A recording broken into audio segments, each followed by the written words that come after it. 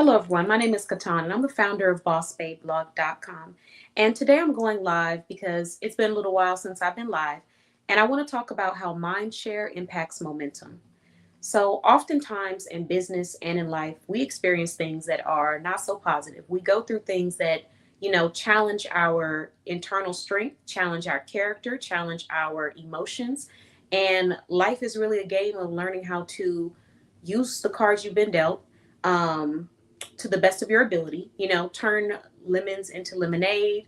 And in many situations, we don't realize how our mind share impacts our momentum, and that contributes to our success, our growth, and our quote unquote failure. And I just want to talk about this conversation with any entrepreneurs, dreamers, doers, or people in life that are really struggling to achieve or get out of a negative space. Oftentimes, when you're going through something that's negative, the first thing that we want to do is we want to react, right?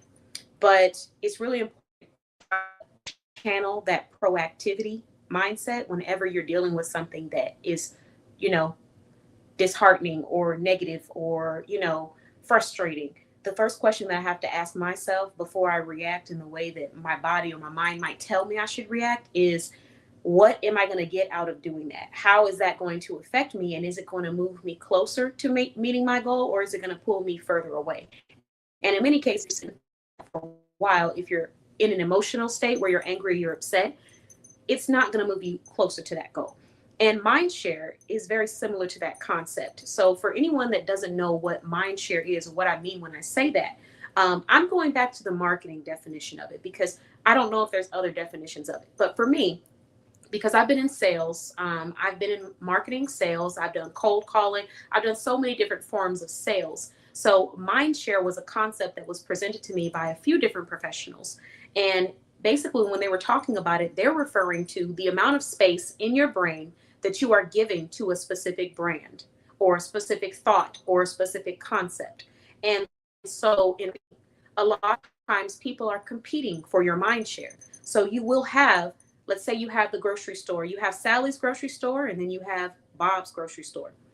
Sally is posting on social media about her grocery store all day, every day. Bob is posting once a month. Now, when I wake up and I'm thinking about, man, I need some groceries, the first spot that I might think of is a spot that I've seen the most. So if Sally's been posting about her promotions, her sales, her updates, her products, the farms that she gets her, local groceries from, that's probably going to be the first brand that pops into my mind because I keep seeing her. It's kind of like that concept of repetition. You keep seeing something, eventually it pops up, and you're going to think of that. You're going to think of the thing that you've been seeing the most or that you like seeing. So if I keep seeing Sally, I'm going to Sally's shop. The chances are I might be going to her shop. And that is the concept of mindshare when it comes to, well, close to the concept of mindshare when it comes to marketing and sales and business and entrepreneurship. You are competing for your consumers' mindshare. And you can be a consumer, you are a consumer because you purchase things. So people are competing for your mindshare too, wherever you're shopping from. Everyone is a consumer, even if they have a business, unless they just don't buy anything, which I haven't, I'm sure there's somebody out there and they're not buying anything. But to an extent, almost everyone that you're going to come across is going to be a consumer, depending on where you're living. So I say all this to say the same way you are competing for the mind share of your consumers, you want them to remember you when they wake up in the morning, when they think about where to shop, is the same way that the people that you are shopping with, that you are consuming, the content that you're consuming, the views, the places that you're viewing and watching, the environments that you're attending, they are competing for your mind share as well. So whether it be advertising, branding, printing, vendors, they're all competing for your mind share. Now, there's another layer to this that I want to acknowledge. Mind share is also competed through content. So, or people can compete for mind share through content. So, just like how you have multiple channels on a show, they're all competing for your viewership. And to understand as an entrepreneur, as a creator, as a doer, as a human, how the content that you consume does affect you and it can impact your momentum. Because if you're constantly taking in content that affects you in a negative light and makes you feel negatively about something, you might increase the chance that your emotions are going to feel that way. And when we're not or as it's very important that when going through traumatic situations, and this is something that I've learned on my own, but when going through traumatic situations in life, in business, or in relationships, it's very important to understand that you have to stay solution oriented and you have to focus on proactivity over reactivity. So you can't be the person that's so reactive when you're angry off of your emotions. You got to focus on asking yourself, what does me reacting like this do for me? Does it bring me closer to growth, to elevation, to healing, to positivity, to productivity, to living in my purpose? Or does it pull me further away? And you can ask yourself that question. You will start to see a change in your patterns and your thought process and your mindset. For me specifically, I'll give you a great example. At one point in time, entrepreneurship and showcasing and growing and expanding my brand, there were some disheartening moments for me where I did wonder, like, is this a mission that I need to continue, or is this something that maybe I need to just pause or rearrange or look at it differently or maybe not do, because of the fact that I was coming across so many people that genuinely didn't really want, but they did want all the benefits of a part of my community or being a part of gaining my services, but they did not want to spend the money. They did not want to invest. And my content started popping up on my feed of content creators talking about this specific topic because, of course, our electronics in many cases are listening to us. And if they're not, it's because you've set it up like that.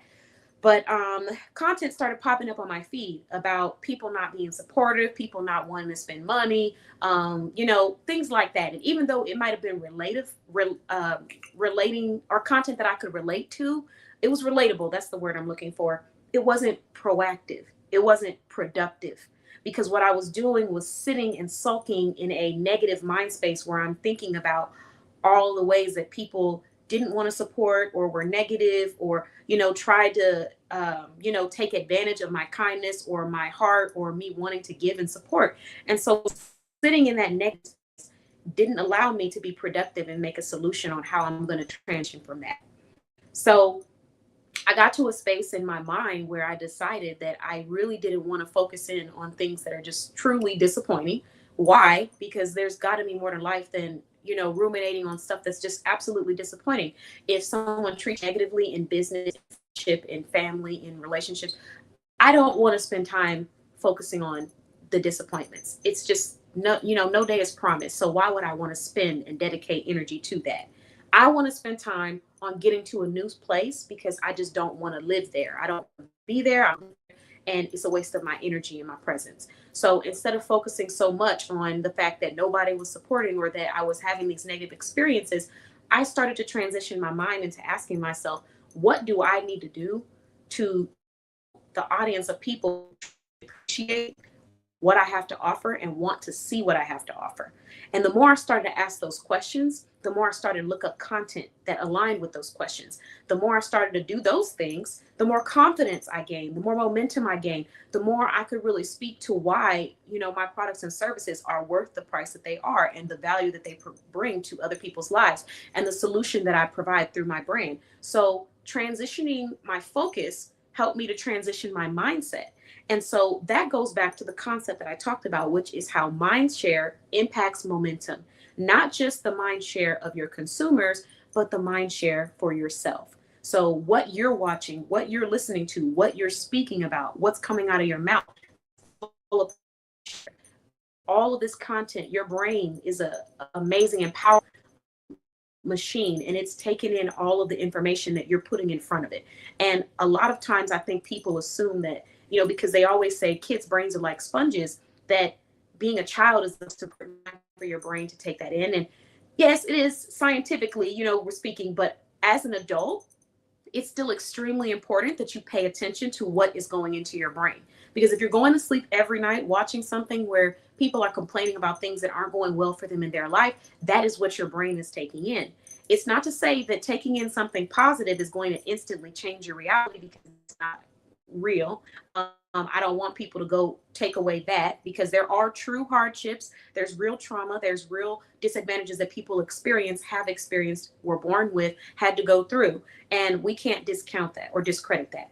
But what I am saying is, if we're trying to be more productive and we're trying to get to a better space, spending time repeating the problem that's going on out loud over and over again, and consuming content that's repeating the problem over and over again, and being in rooms that just keeps repeating the problem over and over again, doesn't get us to a solution where we can focus on proactivity, or we can focus on how to grow, oriented, how to evolve. So I just wanted to put that out there for anyone who might be going through something right now, and you're feeling like you want to give up, or you're feeling lonely, or you're feeling like it's just too hard. Just know that you need to take a deep breath. Know that these are your emotions, and your emotions are validated, right? They're valid, but don't allow emotions, temporary feelings, to allow you to make permanent changes in your business, in your life, and with your dreams. Try to change the things that you are allowing your brain to consume and the places that you are in for a very long period of time, before we say that something can or cannot work. Because when you think about successful entrepreneurs, successful people in general, it didn't happen for them overnight. This was years and years of work. And the only way you can consistently stay at that momentum that you need to build to get there is by surrounding yourself around people that bring out the best in you, that elevate you, that have positive things to say. You need to be listening to the stuff that's positive. It does affect you. So focus and pay attention to your mind share. Don't allow these negative things to control you, but most importantly, make sure that you are controlling the content that your brain receives, the messages that your brain receives, through your social media, through the shows that you watch.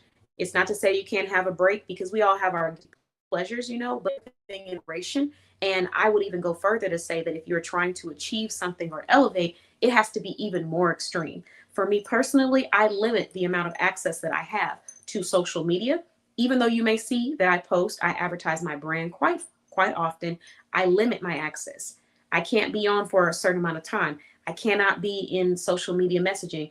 I can't be on my cellular device all day long. I can't be texting. I can't be on phone calls. I limit myself to that, because the time that goes by in those moments sometimes is not as productive, especially if it's about conversations that are not bringing some fruitfulness. Now, even with conversations that are bringing fruitfulness, I still know that there's a percentage of my brain that has to be preserved to execute certain things in my brand and in my life. So give yourself that space to do that. Give yourself that permission to give your brain the content and the messages that it needs to grow and build the momentum in your business. The challenge that I want to leave everybody with who's watching this live is, I want you to go and evaluate all of the content, all of the conversations, all of the environments that you are currently a part of. And ask yourself, what does each environment, each person, each organization, each piece of content that you watch send to your mind? What messages are you receiving from that?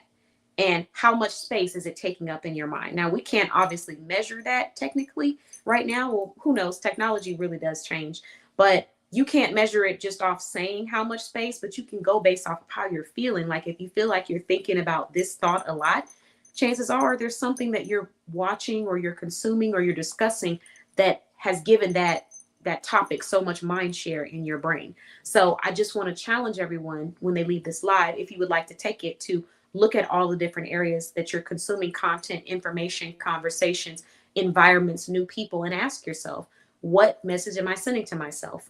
And if it's not something positive, uplifting, proactive, something that encourages you evolving, then it's time to shift gears and find something new, someone new, someplace new that is going to give you a positive message to your brain, so that when you're feeling low, you're not having to also fight negative thoughts that come from the things that take up space in your mind that you have given permission, given your body or yourself or whoever permission for you to access. You got to let some of those things go. So that would be my advice for anyone that's struggling right now and just needs a little pick me up or some tips. Those are my tips that I'm sharing, that have worked for me with growing and being able to get through some of those hardships without, completely just acting off of emotion or allowing my emotion to change my decisions permanently. Thank you so much for watching. If you have a small business and you would like to advertise your brand in our directory, please head on over to bossbabeblog.com. You can book a discovery call with us to learn more about our solutions. And if you feel like this is a place that you want to be a part of, you can fill out an application and you will find out if you've been approved to be a member of our community within 8 to 14 business days.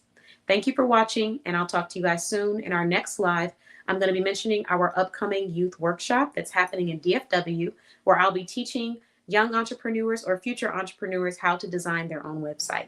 Talk to you guys soon. Bye-bye.